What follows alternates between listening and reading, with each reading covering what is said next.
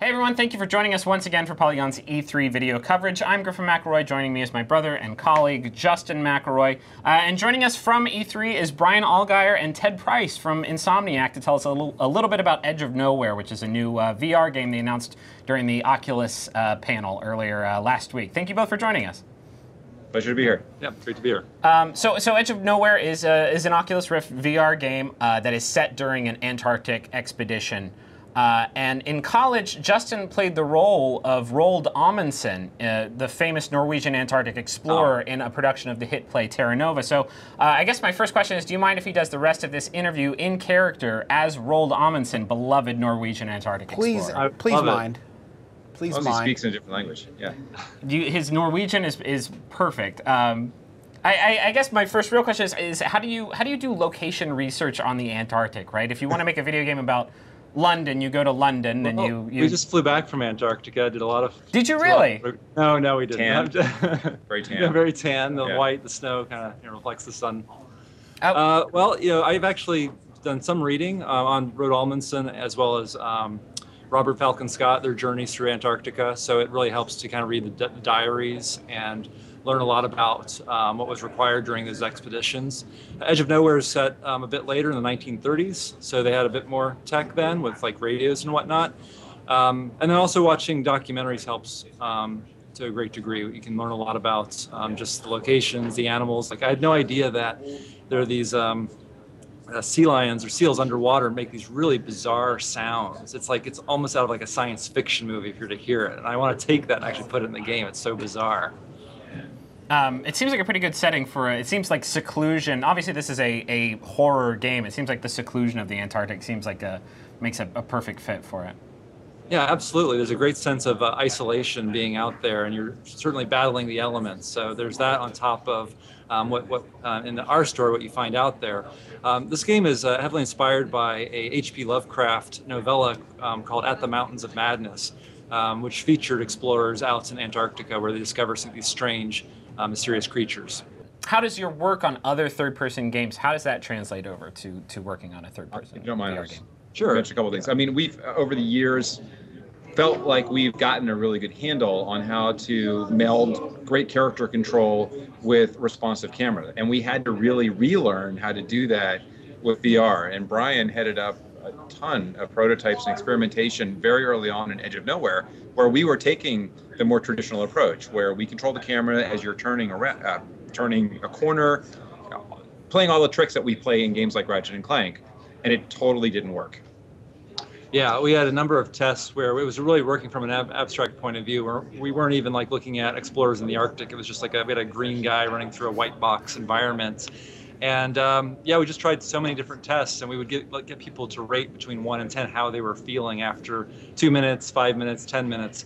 And there's certainly a degree of discomfort. That's the biggest issue that we battle in making VR games. So we continued to refine it and sort of had to retrain ourselves to put together traversal setups that would actually work, where you as a player are in complete control of the camera with your head as you are controlling this third person character. And it actually worked out really well. We're getting a really great response to the demo here at E3, where people are surprised. Hey, a third-person game in VR is really cool, and it brings a lot of additional sort of connection to your character and to the environment that you simply cannot get in a more traditional third-person non-VR game. Yeah, sure. A lot of things look great when they're about 5 to 10 feet in front of you, and so to have a character right there with all of his gear as he moves around is a really cool sensation. Yeah, I mean, some of the coolest stuff I've seen on Oculus is just environmental stuff, like being able to lean in and see a tree get closer or something is really interesting. I think the discussion of perspective is most fascinating in the horror genre, because I think it makes a gigantic difference there between a third-person game and a first-person game like Outlast or Amnesia or something like that. What kind of considerations go into making a third-person VR game scary? I think a good example is we have a chase sequence in the caves, and so you're being chased by these creatures, and typically in a lot of standard games it's really hard to convey chase sequences. You either have the hero running at the camera, or if you're running away, you can't really see what's behind you. And with VR, it's so natural to be able to do quick glances like over your shoulder and seeing these monsters right on your tail. And of course, since the camera's kind of trailing behind the hero, you're seeing these monsters fairly up close. And so that's a really cool and unique aspect of VR.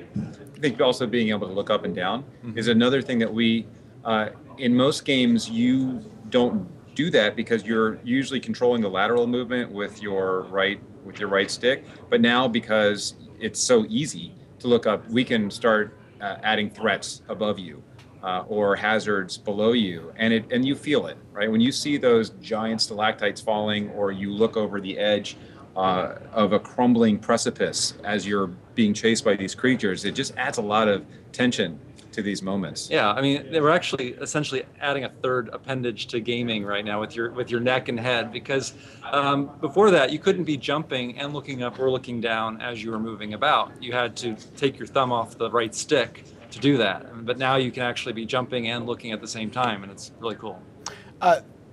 Is it intimidating at all working, putting so many resources and time and effort into a game for a platform where, and not just Oculus, I mean pretty much VR as a whole, where there are so many question marks left in terms of who's going to be buying it, how much it's going to cost to get on board? Is that unnerving for you as you're developing the game to have that many question marks?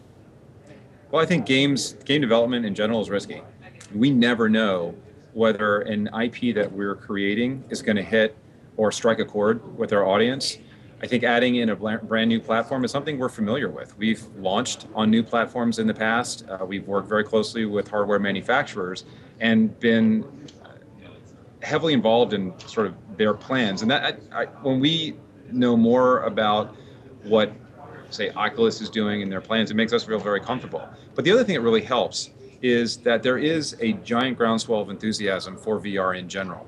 And we know that there are a lot of fans who have been waiting fervently for this day to come, where you will actually be able to put on a headset and have a real VR experience. For me, growing up, when the first time I experienced VR was in the 90s, and it was at a location-based entertainment center, and I went in with this vision of being able to slay dragons, and it's going to be amazing, and it sucked. But now it doesn't suck. It's really good. And I think once people experience it for themselves and start talking about it and having people over to their houses and sharing that experience, it is going to expand. So we're believers, we're optimistic, and what we're trying to do is make sure that the players have those kind of experiences that they can talk about. Is this a test bed for you guys? Like, I think Insomniac is one of the biggest, if not the biggest, known quantity, known developer that's working on a VR exclusive game. Is this a test bed for you all? Is this something that maybe you could transition into and have it be, the majority of what Insomniac works on? Well, we work on a lot of different things. We're in mobile, we work on consoles, or now we're in VR. So we'll see. We like to remain flexible because nobody knows where this industry is going to go, and we've learned the hard way over the years that if we try to put ourselves in a box, it's not the best business strategy, and it's not the best strategy for being able to express yourself creatively. So while we want VR to succeed, whether or not that becomes our primary form of creation is yet to be seen. Have you talked at all about, Insomniac has a lot of great existing properties. Have you talked at all about how some of those could translate into a VR experience? I'm sorry, I'm talking a lot. But no, that's fine. I'll answer one more before you jump back in. We like creating new IP, and with Edge of Nowhere, for example, that game, Brian envisioned that as a VR title from the very beginning, and it was really important for us to do that because when it comes to story, when it comes to gameplay, when you think about that, and from a VR perspective, it changes how you design the game and how you tell the story. So that's a roundabout way of saying that we aren't considering VR for our other IP. Okay. How's that? No, it was more. Right? The prose was better in that answer. I appreciated it. Ted Price and Brian Allgeier, thank you so much for joining us to tell us more about Edge of Nowhere. Great, thank you. And thank you for watching at home. Make sure to stay tuned. We'll have more E3 video coverage for you throughout the week.